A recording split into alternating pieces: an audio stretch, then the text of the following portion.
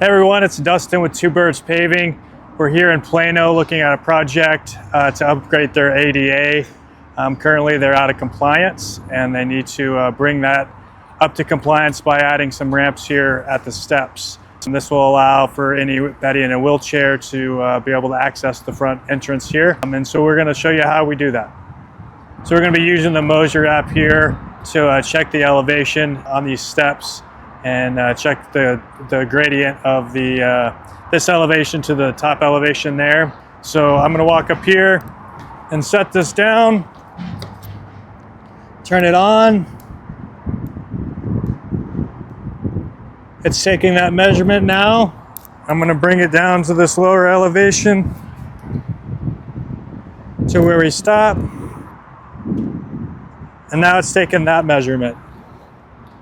That is going to go to my phone, tell me all the information I need to know, the length from that top step to where the last measurement was, the total height difference, and the gradient that is currently in place. Once I know all of that, I can calculate how long this ramp is going to be. Okay, we got the measurements now, so looks like we've got a total run of 7.1 feet, so just over 7 foot from where I took the first measurement to the last measurement. The rise between this lower elevation and the upper elevation is 3.3 feet. And the current gradient is 46.7%. We need it to be 1 in 12 ratio in order to get a ADA compliant ramp here. We don't have that, so we're going to have to design that. And in doing so, we're going to have to use a majority of this area to do a turn back ramp, where we start at one end and we slowly ramp down to an elevation.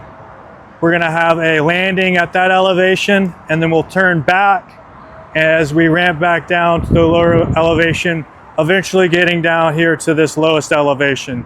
Once we're here, everybody that is on the sidewalk will be able to ride that ramp to the highest elevation. So that's the type of ramp we'll be building here pretty soon. So I appreciate you all watching. Please like, share, and subscribe. Thank you.